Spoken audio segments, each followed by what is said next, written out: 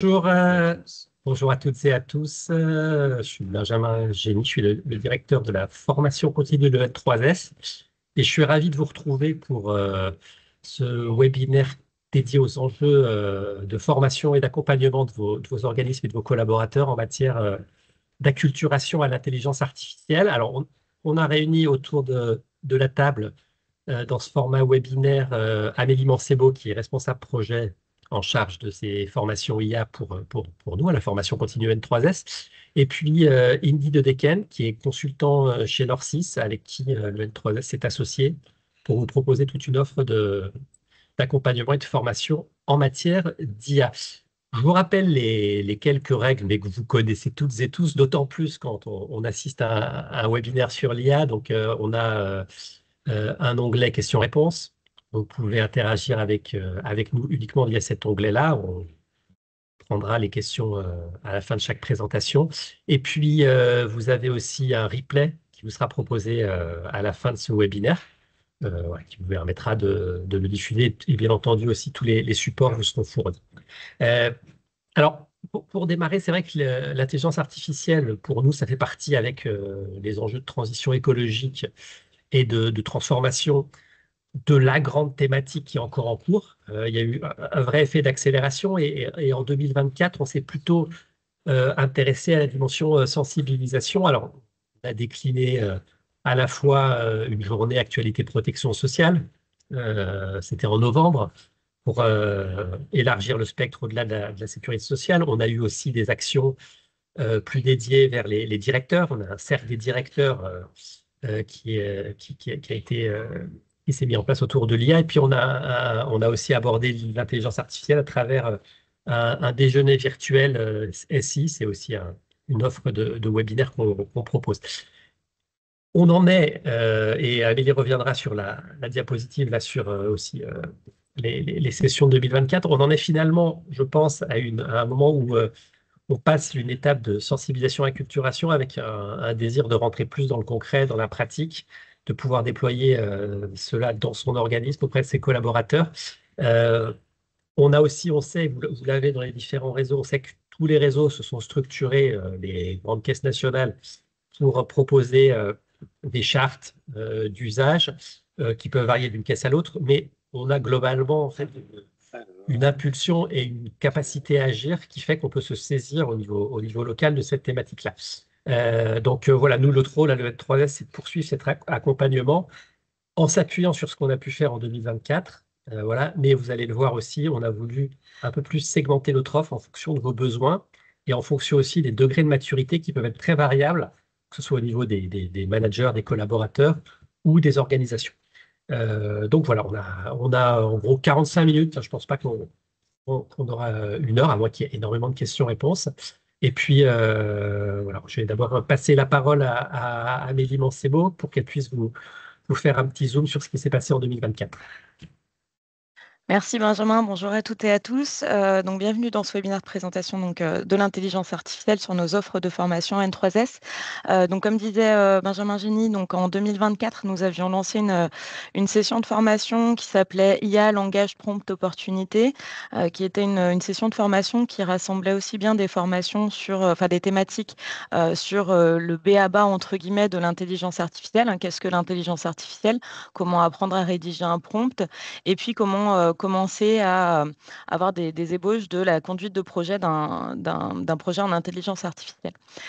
Donc on avait eu, comme la slide l'indique, 4 formations au niveau du catalogue, 4 formations qui ont regroupé environ 42 participants avec de très bons retours de satisfaction. Beaucoup d'intras aussi qui ont été développés au sein des organismes de protection sociale. Cette formation a eu beaucoup de succès. Donc en intra sur un format donc duplication de notre offre catalogue et puis en intra aussi en version séminaire, c'est-à-dire que cette formation-là, on l'a déployée sur des formats de 0,5 jours à destination de Codir ou de l'ensemble des collaborateurs d'un organisme. Donc voilà, vous voyez les stats qui s'affichent à l'écran. Donc beaucoup de demandes sur ces formations. Et puis des retours aussi des participants qui nous indiquaient notamment que cette formation-là était peut-être un petit peu trop, justement, où on montrait peut-être un petit peu trop de choses. Et donc, on a souhaité spécifier un petit peu nos formations. Donc, on a voulu plutôt rentrer dans une formation, notamment une première formation qui va être promptée avec l'IA, donc apprendre à rédiger un prompt. Une autre formation qui va être plutôt axée sur la conduite de projet. Donc, on a voulu, à travers ce dispositif qui sera proposé en 2025, mettre en place 4 formations différentes qu'on va vous présenter à la fin de ce webinaire. Mais 4 formations qui sont vraiment spécifiques et non plus un peu larges comme on l'avait fait en 2024. Voilà donc pour résumer un petit peu les situations. 2024, une seule formation en intelligence artificielle qui regroupait un petit peu tout ça. 2025, 4 formations en intelligence artificielle qui vous sont proposées. Pour vous présenter un petit peu tout ça, je vais laisser la parole à Indy Dedeken, qui est notre formateur en intelligence artificielle pour la formation promptée avec l'IA, conduite de projet IA, et puis la formation aussi voyage apprenant. Indy, je te laisse la parole. Merci Amélie, rebonjour à toutes et à tous. Pour me présenter, donc Indy Dedeken, j'interviens depuis une dizaine d'années dans les systèmes d'information spécifiquement de protection sociale et évidemment sur les nouvelles technologies, dont l'intelligence artificielle. Donc je suis ravi de pouvoir échanger avec vous aujourd'hui. Sans plus attendre, on va commencer par un petit quiz. Vous sortez de déjeuner et donc je crois que ça va se passer dans la conversation. Vous allez pouvoir liker par rapport à ces questions que je vous pose. Première question, qui parmi vous pratique l'instruction générative? Donc si les réponses arrivent dans la conversation, je vous fais signe dès lors que je les vois. Voilà, donc vous pouvez mettre un petit like aux réponses qui sont affichées dans le QR. C'est oui, dans l'onglet questions-réponses. Exactement. Voilà. Ah, vous ne voyez pas, il y en a qui ne voient pas le document.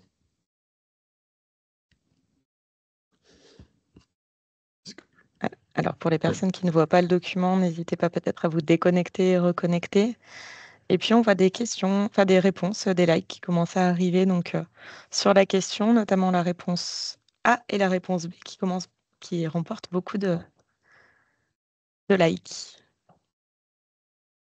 Alors, hop, hop, hop, hop, hop. Je ne sais pas de quoi il s'agit.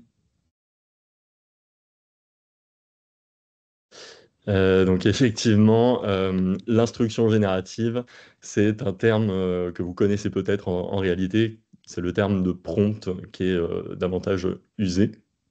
Instruction générative, c'est le terme employé par la commission d'enrichissement de la langue française en septembre de l'année dernière. Donc voilà, pour la petite plaisanterie. Euh, Nous allons voir ce que c'est la notion de prompt par la suite. Deuxième question, sans plus attendre, comment traduiriez-vous le terme IA? Intelligence artificielle, information artificielle ou renseignement artificiel?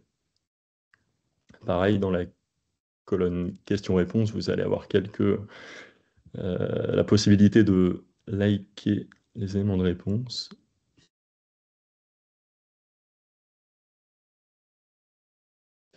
Est-ce qu'ils sont envoyés, Amélie? Je les vois pas. Tout à fait. Nous avons déjà 4 participants Ok. qui ont liké, 5 sur l'intelligence artificielle. Alors effectivement, vous avez raison, c'est intelligence artificielle. Je pense que voilà, beaucoup de monde parmi vous le sait. Pourquoi je vous proposais ça? Parce que à titre personnel, je trouve que information artificielle est beaucoup plus approprié au terme IA. Pourquoi? On va le voir par la suite, mais l'IA a une intelligence qui est spécifique, une intelligence qui est très réduite, et en réalité, il s'agit seulement de statistiques, et donc de statistiques qui permettent de traiter de l'information. Et donc, je trouve le terme d'information artificielle beaucoup plus approprié. Et donc là, toutes vos craintes sur le risque de remplacement devraient s'atténuer. Une troisième question, je vais le faire très rapidement, 4,7 milliards d'euros par an. Selon vous, de quoi s'agit-il? Des investissements de la France en matière d'intelligence artificielle, les pertes d'OpenAI, qui est l'entreprise qui délivre ChatGPT, ou simplement les objectifs d'économie du prochain PLFSS. Et donc, ça n'est pas les investissements de la France sur l'IA. Non, non, les investissements de la France en matière d'IA sont à hauteur de 400 millions d'euros par an. Quand on entend les actualités, c'est très différent. Et donc, 5 milliards d'euros par an, il s'agit en réalité des pertes d'une société très connue qui s'appelle ChatGPT et OpenAI, qui perdent 5 milliards de dollars par an. Cela pour vous dire que le modèle économique de ces structures qui vous proposent des services d'IA générative se cherche et va certainement évoluer puisqu'il ne pourra pas perdurer de cette façon. Est-ce que l'IA, pour vous, en tant qu'organisme de protection sociale ou représentant, est un objet de dialogue social? Est-ce que, réponse A, vous ne l'avez pas abordé avec le CSE? Et là, vos réponses m'intéressent particulièrement.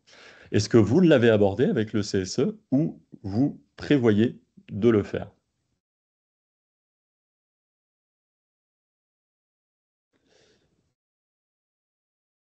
Et je vois que plusieurs d'entre vous ne l'ont pas encore abordé avec le CSE. Alors, je vois seulement la réponse ne pas abordée avec le CSE. Je ne sais pas si certains d'entre vous l'ont abordé. Mais effectivement, l'intelligence artificielle. Ah, voilà, je vois les publications qui arrivent. Une majorité de pas aborder avec le CSE. Il y en a quelques-uns parmi vous quand même qui, dans le Nord, je crois, certains organismes l'ont abordé. Voilà, c'est un fait minoritaire et effectivement, l'intelligence artificielle, par les bouleversements de l'organisation du travail, peut nécessiter, et c'est vivement incité, un dialogue social. On va aborder au cours de cette présentation justement les métamorphoses des métiers et des compétences à détenir et des échanges que cela peut générer. Très bien. Et enfin, l'IA générative est dénoncée pour son empreinte carbone. C'est pas faux. Ah, la référence à Camelot, si certains de vous l'ont. Réponse B, oui, l'IA générative est dénoncée à la fois pour sa consommation de matières premières, le matériel, pour les activités d'apprentissage ou même plus techniquement d'inférence, et également pour son utilisation. Ou réponse C, elle est dénoncée sur le plan environnemental uniquement par le Shift Project. Donc voilà, je pense que tout le monde a eu cette sensibilisation-là. L'IA, pour plusieurs raisons, à la fois le matériel, à la fois la façon dont on a de l'entraîner, et aussi dans l'usage que vous pouvez en faire et nous pouvons en faire, génère une empreinte carbone très significative. On va le voir par la suite. Vous êtes plutôt alerte à ce propos.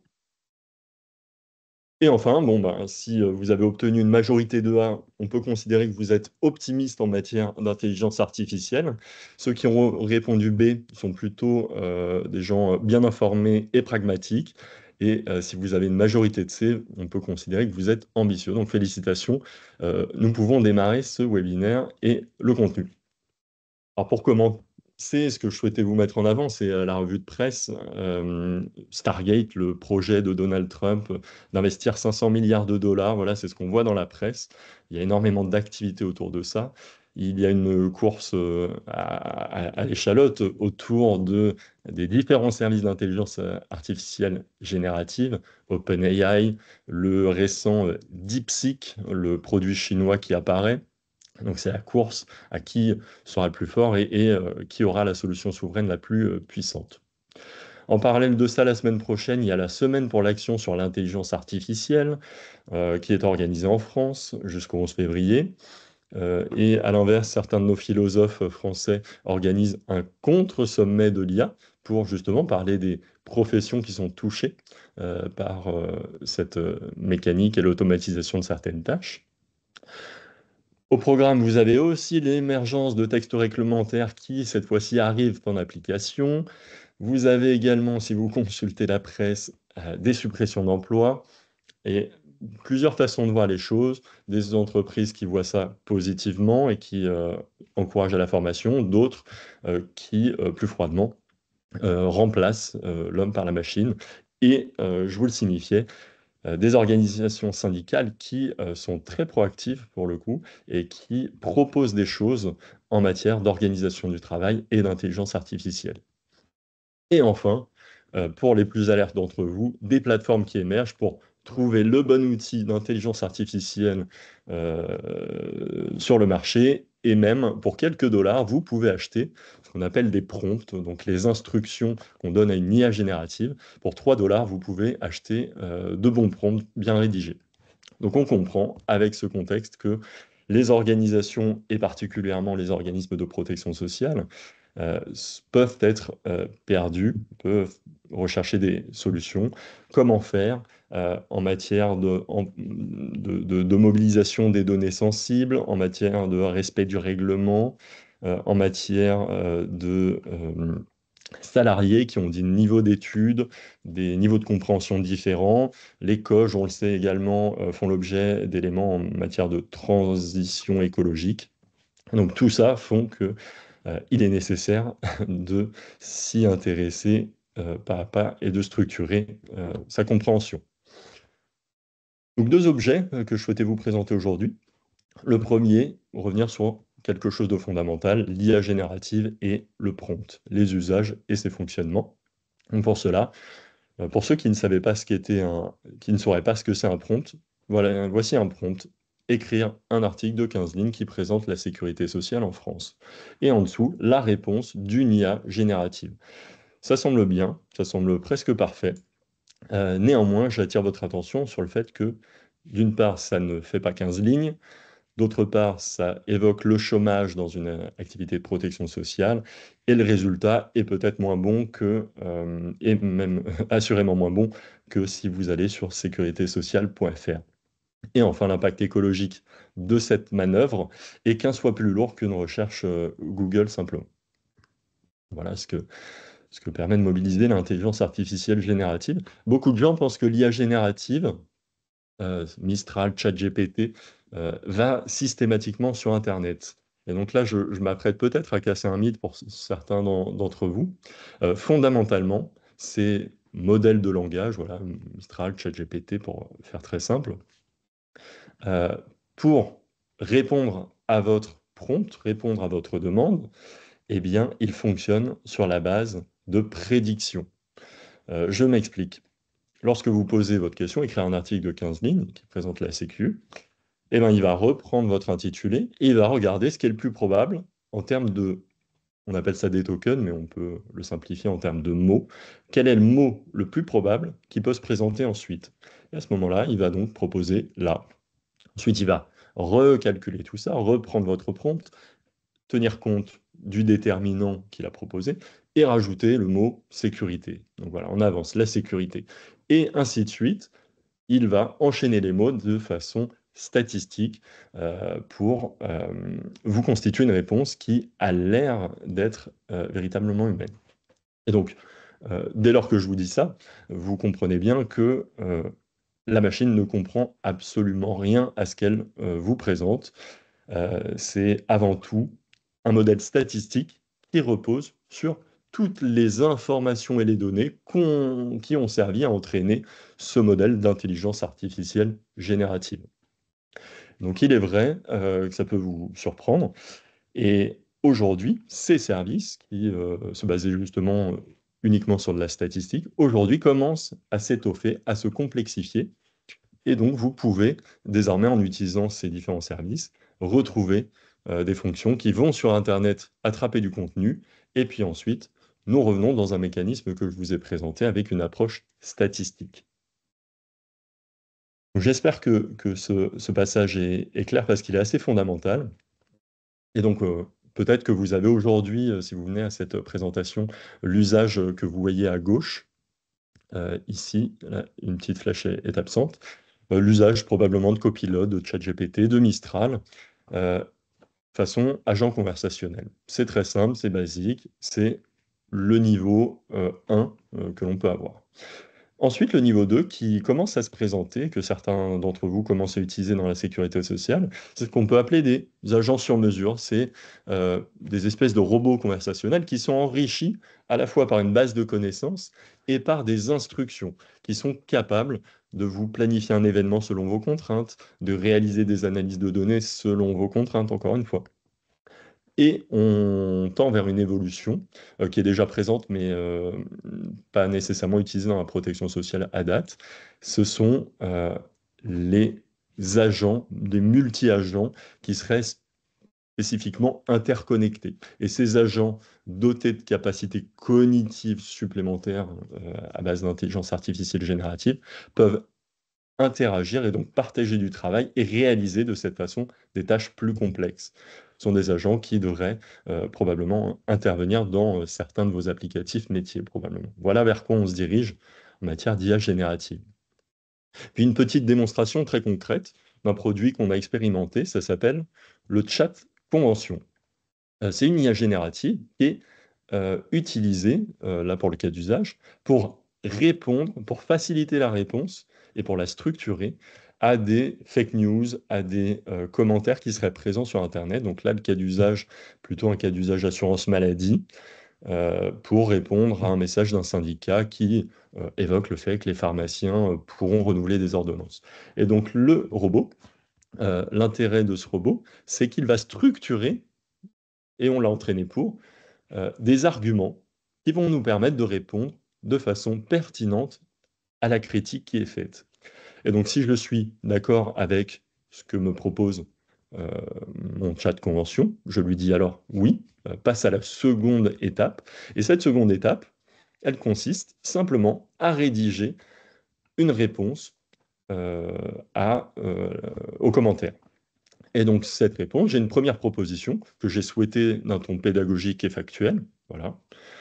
On voit, c'est assez sobre. Et ça respecte les codes des réseaux sociaux. Et la deuxième réponse, cette fois-ci, c'est un ton plus direct et beaucoup plus engageant. Et donc, on le voit, non, il y a des couleurs, il y a des alarmes. Voilà. Donc, ça, c'est un usage potentiel d'IA générative pour un usage professionnel. Les usages, c'est pas ce qui manque. Aujourd'hui, chaque caisse nationale, même parfois des organismes, ont une centaine de cas d'usage en main. La clé, c'est de les réaliser, c'est de savoir les mettre en œuvre dans son organisation, de sorte à ce que ça participe à une synergie avec l'intervention des salariés, des caisses et des organismes. Je ne vais pas vous lire tous les cas d'usage, mais assurément, tout ce qui est activité de synthèse pour, dirais-je, ouvrir les chakras. Par exemple, sur le déroulé d'un entretien, on peut tout à fait utiliser l'intelligence artificielle générative pour réfléchir à un cas d'étude à donner, faire réaliser un problème pour justement que l'entretien soit plus contextualisé. On peut aussi penser à l'entretien qu'on passe avec un assuré. Parce que l'assuré, parfois, il ne comprend pas nécessairement tout ce qui est dit, il ne va pas tout retenir, mais on pourrait imaginer une intelligence artificielle qui synthétise le rendez-vous et ainsi l'assuré repart avec une feuille qui lui indique tout ce qui s'est dit et les actions qu'il aurait éventuellement à mener. Enfin, un dernier usage que je souhaitais vous souligner, c'est sur la formation des salariés. L'IA générative peut permettre assurément, et ça a été le cas en 2024 lorsqu'on a fait le tour de certains organismes de protection sociale, peut permettre de générer des cas métiers pratiques pour l'entraînement des salariés, pour savoir comment traiter, se questionner et maintenir ses compétences sur certains sujets spécifiques et complexes. Voilà pour la partie cas d'usage IA générative. Maintenant, si on prend un peu plus de recul et qu'on s'interroge sur les impacts en matière de métier et de compétences, je voulais vous parler tout d'abord des activités, à quel point elles sont modifiées de façon prévisionnelle. D'abord sur l'automatisation des tâches. Pas n'importe quelle tâche, cette fois-ci, ce qui est nouveau, c'est que ce sont des tâches cognitives que l'on ne pouvait pas automatiser précédemment. Et donc, on ouvre des nouvelles capacités, comme la synthèse, la reformulation de texte, la simplification, la classification, l'intention, etc. Donc, on a de nouvelles tâches cognitives que l'on peut automatiser. Le deuxième élément, c'est donc nouveaux pouvoirs, nouvelles responsabilités. Euh, Évidemment, la surveillance de ces algorithmes, c'est-à-dire qu'ils peuvent avoir des biais, puisqu'ils sont entraînés par des données qui parfois sont opaques, sont réalisées par des acteurs tierces, américains, voilà, d'ailleurs. Et à ce titre-là, il est nécessaire de surveiller et voire permettre la modification pour annuler l'effet de ces biais. Et enfin, ça particulièrement avec votre rôle dans la protection sociale, il peut être absolument fondamental de soutenir une explication en matière de décision afin que le système automatisé soit toujours sous contrôle. Le dernier aspect que je souhaitais vous présenter sur les activités, c'est l'équité. D'abord peut-être entre les hommes et les femmes. Encore une fois, puisque l'IA est générative aussi, s'appuie sur des données du passé. Vous le savez très bien en matière probablement de ressources humaines. euh, il y a des disparités, il y a des surreprésentations d'hommes ou de femmes dans certains rôles. Et à ce titre-là, si vous interrogez une intelligence artificielle, elle va vous parler de ce qui s'est passé par le passé et reproduire ces biais-là. Donc c'est un premier point de sensibilisation. Et enfin, sur les personnes en situation de handicap, il y a plusieurs études, cette fois-ci, qui le démontrent. UNESCO, l'OCDE, Randstad, ces personnes-là qui ont peut-être des difficultés à s'exprimer, à avoir des éléments de précision dans le cadre de leur activité, eh bien, l'intelligence artificielle leur permet de s'améliorer et donc ainsi de rejoindre un niveau supérieur de façon remarquable. Donc c'est à noter particulièrement pour cette dimension inclusion. Et enfin, si on s'intéresse cette fois-ci, compte tenu de ces modifications et de cette métamorphose des activités, si on s'intéresse aux compétences, il y a 4 éléments que je souhaiterais mettre en avant. D'abord, évidemment et nécessairement, des compétences techniques pour maîtriser des outils nouveaux. La culture de la capitalisation, c'est assez fondamental, puisque, encore une fois, l'IA apprend sur des données.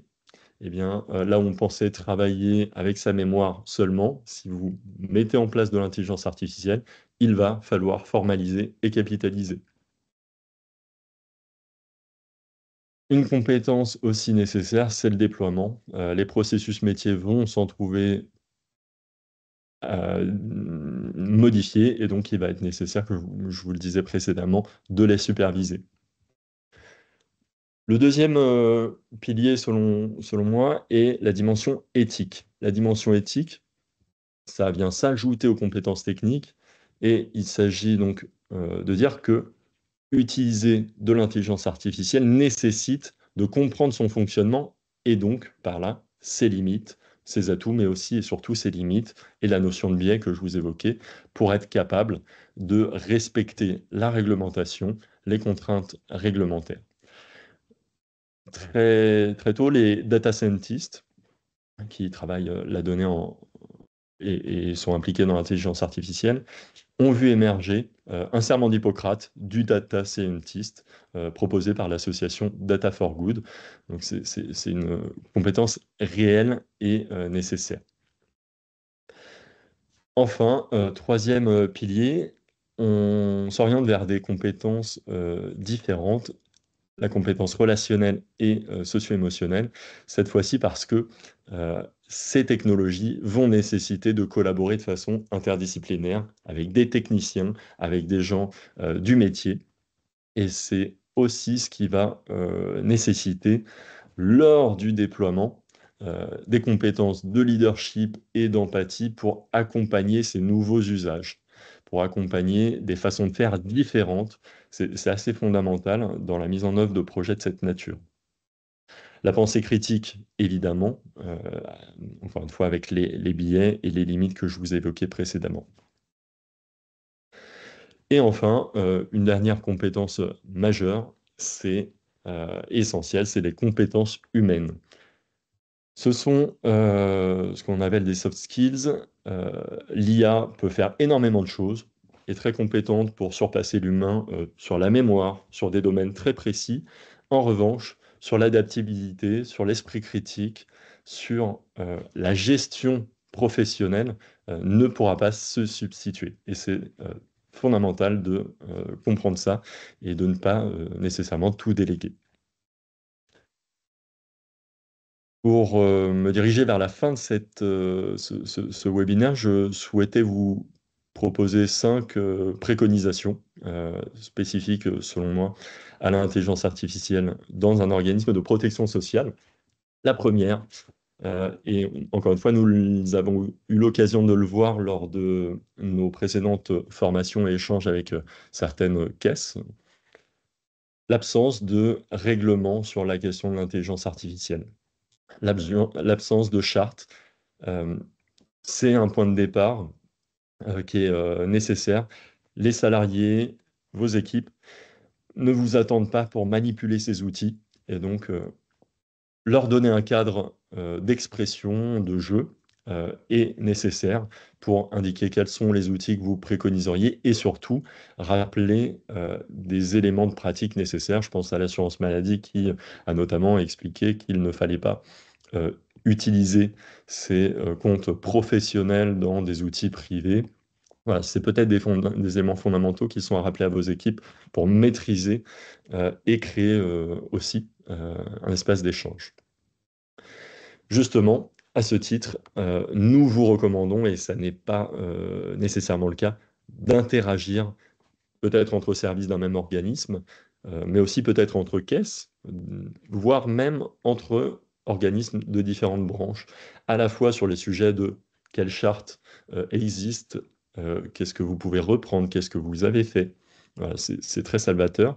Et également sur la dimension des prompts que vous utilisez, sur la dimension des agents que vous réalisez pour vos métiers en matière d'IA générative. Le partage est assez pertinent sur cette typologie de technologie. Troisième préconisation, c'est difficile de se lancer et donc on vous recommande de démarrer avec un partenaire qui peut être votre caisse nationale, qui peut être une caisse qui maîtrise déjà, qui peut être un partenaire privé extérieur. En tout cas, avec l'IA et l'IA générative en particulier, nous pouvons mettre en œuvre des solutions de façon très rapide. Et c'est un excellent élément pour démarrer, pour se lancer et ensuite se réapproprier et s'autonomiser. Voilà. Une autre recommandation, c'est pour ceux qui souhaiteraient tout de suite atteindre le Graal, la situation parfaite où l'IA fait partie des processus métiers. J'attire votre attention sur la patience.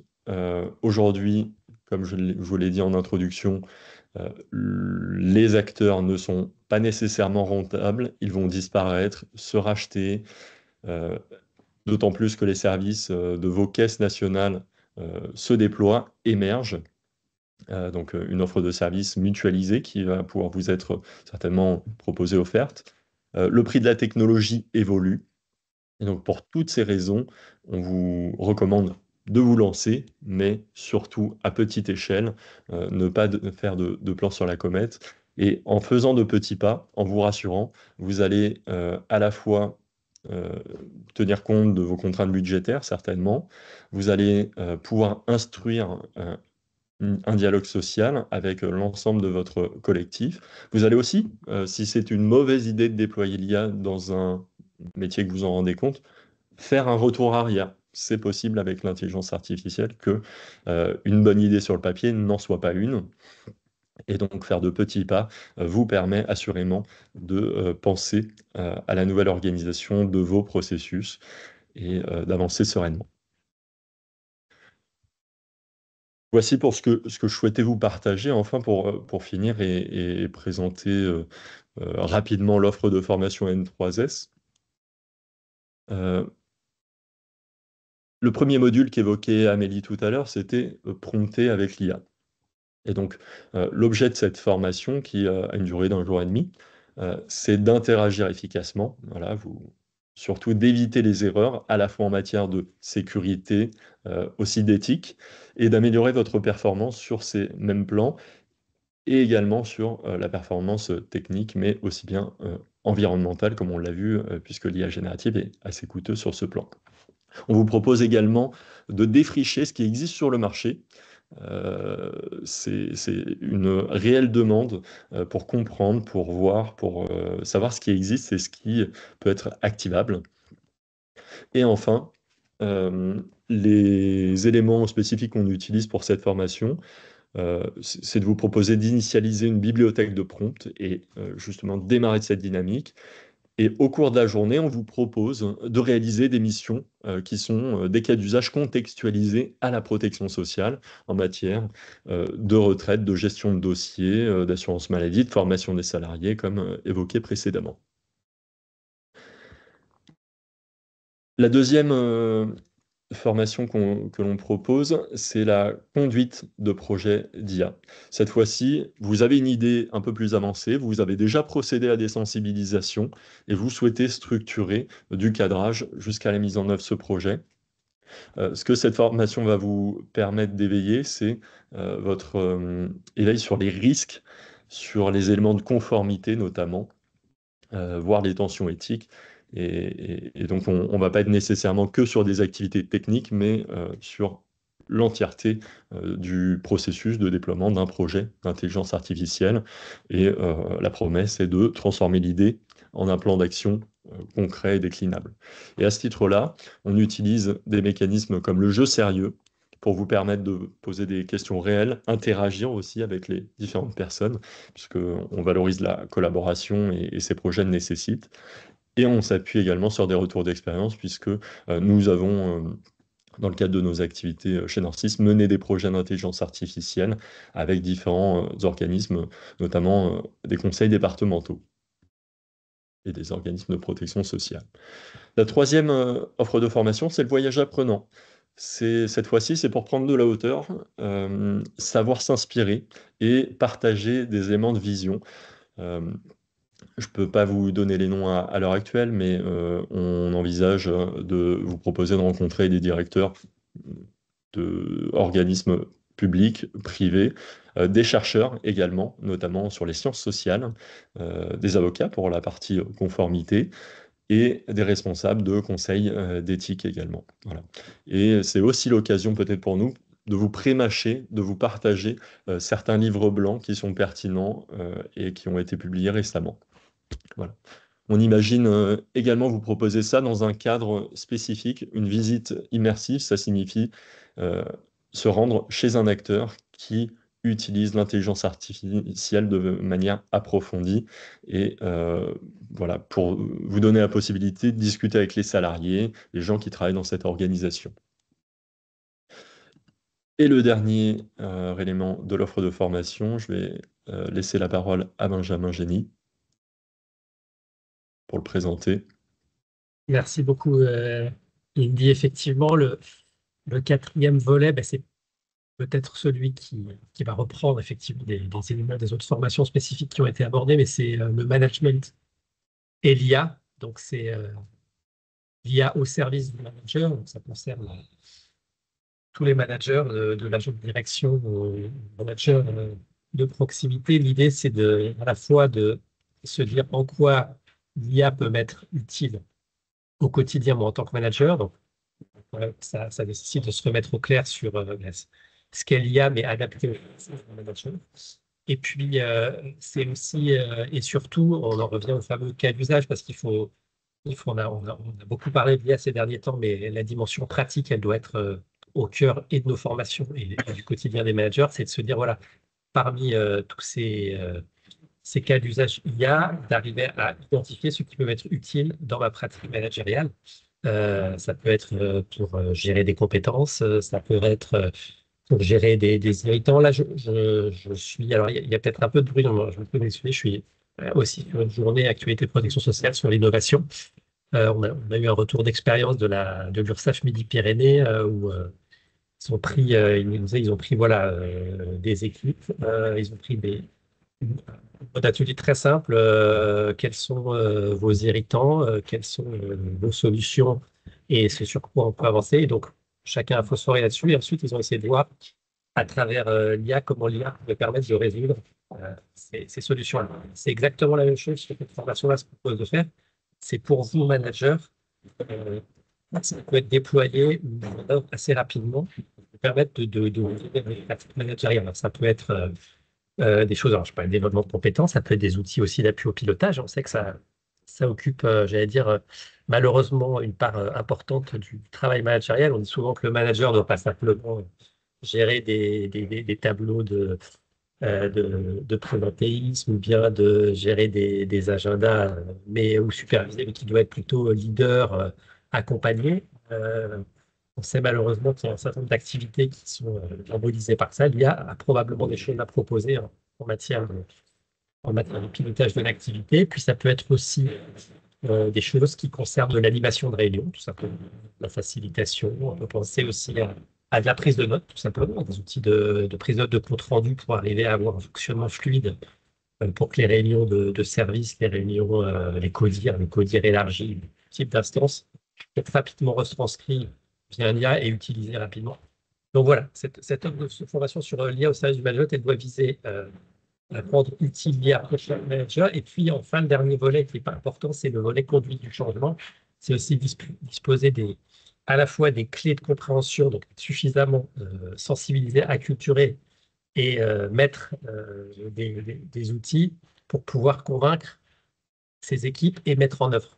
Et c'est pas évident. On sait que dans chaque révolution ou chaque transformation importante, notamment en matière de numérique, le passage à l'acte, même quand on dispose, vous voyez, des questions là sur, certains ont déjà des outils d'IA, mais est-ce qu'ils les utilisent? Ça, c'est une autre question. Et pour arriver à les utiliser, il faut aussi convaincre, savoir repérer les freins et lever les freins au sein de son équipe. Donc, c'est un des objets de cette formation-là qui est extrêmement important. C'est une formation, on la propose, donc là, on est en train de travailler le cahier des charges et d'analyser des offres. Donc, elle sera disponible à partir de la fin du premier semestre. Voilà. Mais c'est vrai qu'il nous paraissait essentiel, c'est un peu l'aboutissement pour nous des autres propositions et il paraissait essentiel d'en parler là, d'autant plus que je pense, proposé pour une grande partie de managers. Donc, c'est sensible. On l'a voulu assez longue. Voilà, on aurait pu envisager quelque chose de l'ordre de beaucoup plus court, mais il s'agit de procéder étape par étape, et notamment quand j'ai repéré à travers mes cas d'usage ce qui peut être utile comme manager, le passage à l'acte, voilà, nécessite un temps de formation avec notamment un tour d'expérience. Ça me paraît essentiel dans le cadre de cette formation. Voilà, donc on a un beau programme de travail pour cette année. On espère aussi on sait que chaque réseau, chaque caisse nationale est en train de travailler sur ces doctrines de branche. Donc, je pense que vous avez tous. Et puis, de toute façon, comme il a déjà été dit, enfin, il a bien reprécisé, mais il faut, entre guillemets, déjà d'ores et déjà s'engager. Donc, il y a une culture générale, une grammaire générale déjà à obtenir, que ce soit, faut savoir prompter, il faut savoir déjà, il faut être familier avec ça, et ensuite, en fonction de son degré de maturité, il faut arriver à avancer là-dessus. On sait qu'il n'y aura pas, voilà, c'est pas une marche en avant dont on pourra faire abstraction. Il faudra forcément à un moment donné s'y mettre. Et c'est peut-être quelque chose aussi qui finalement n'est pas enfin, faire peur, ou on peut avoir tout un vocabulaire, tout des conseils, mais finalement, ça reste relativement accessible. C'est ce qu'on voit à travers ces formations et ceux qui ont déjà pu en suivre. Je crois que ce sont des bons ambassadeurs ensuite dans leur organisme de ces pratiques. Voilà, donc vous aurez et support, le retour vers au webinaire. Je regardais, parce que c'est vrai qu'on avait un peu reconfiguré le webinaire, on n'a pas forcément une heure prévue. Une heure, je regarde s'il y avait des questions, des commentaires qui étaient posés. Voilà. On n'en voit pas Alors, spécifiquement. on a une question qui a été posée en début de webinaire, notamment sur l'outil qui a été utilisé en slide 17, Indy, lorsque tu as passé la petite vidéo. La petite vidéo, c'était ChatGPT qui était employé.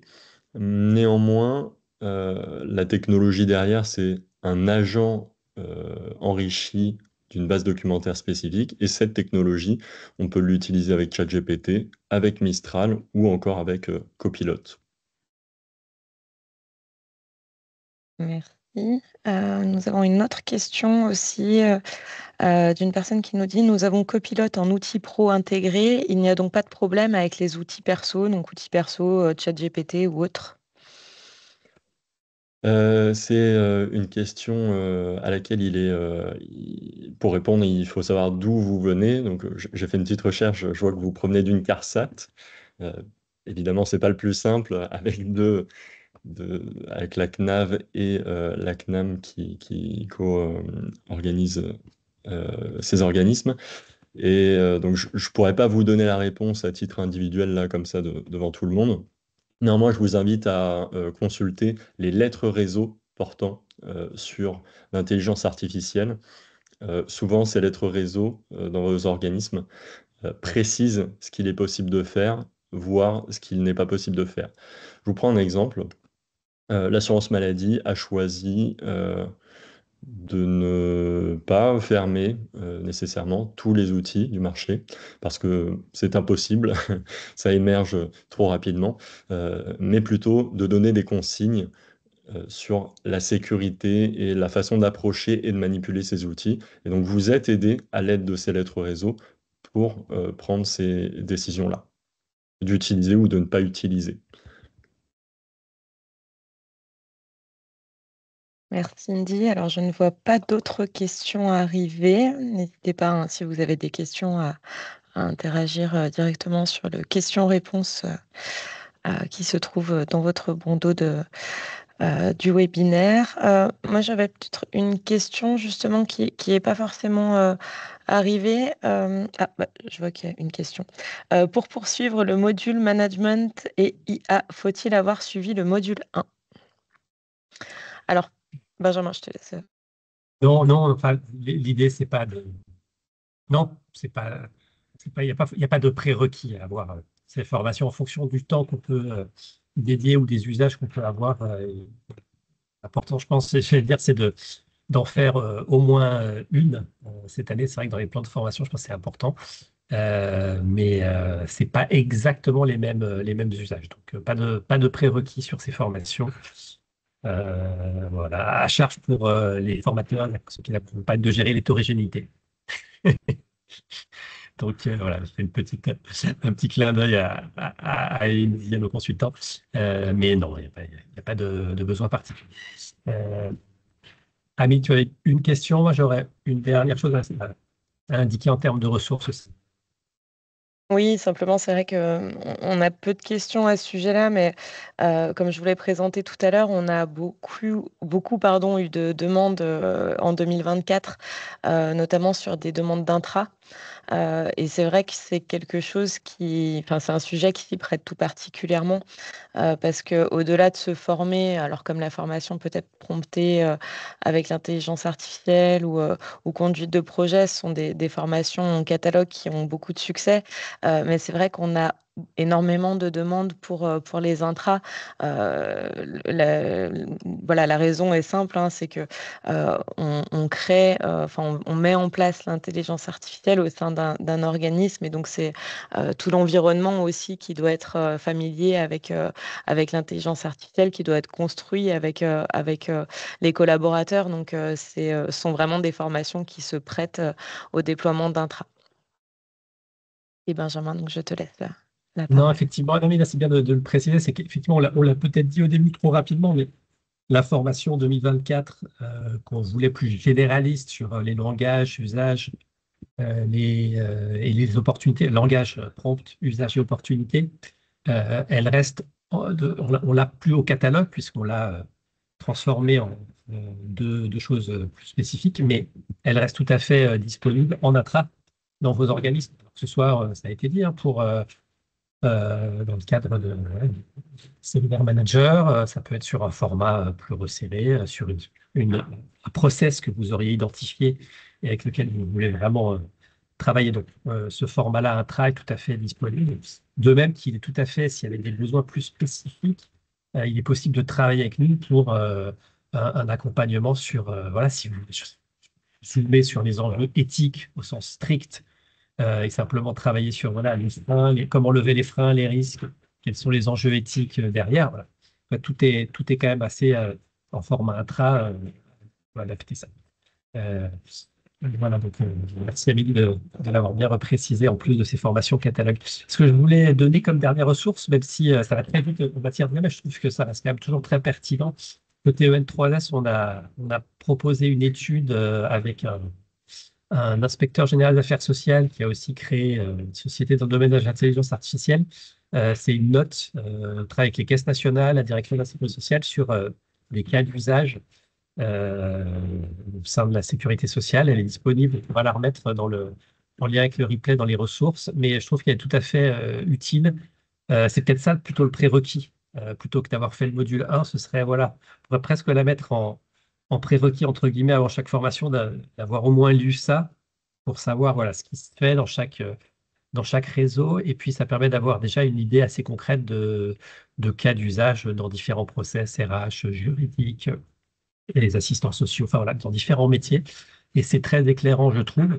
Une des propositions phares, mais qui restera malheureusement, je pense, un peu pieux, c'était aussi de dire que, mais ça, c'est un message qui vient bien au-delà et de l'EN3S, c'était de dire, enfin, lui, sa proposition numéro 1, c'était de dire qu'il faudrait une mutualisation des ressources et des moyens, puisqu'on voit qu'en fait, chaque branche est un petit peu en train de reconstruire ses propres outils ou des outils. Et voilà, il faudrait qu'il y ait un centre au niveau au moins de la sécurité sociale, un centre opérationnel et stratégique qui permet de mutualiser tout ça. Voilà, on vous laissera les références, mais ça fait une vingtaine de pages et c'est très utile. Voilà, ben, je pense qu'on peut se quitter désormais. Remercier encore une fois Amélie pour l'organisation, Indy pour sa présentation, et puis derrière les équipes techniques SI, notamment de l'EN3S, qui nous appuient pour ce webinaire. Et merci à toutes et à tous. C'est un plaisir de vous retrouver. Très bonne fin de journée, très bon après-midi. Au revoir. Au revoir, merci. Bonne journée à toutes et à tous. Au revoir, merci. Bonne journée à toutes et à tous.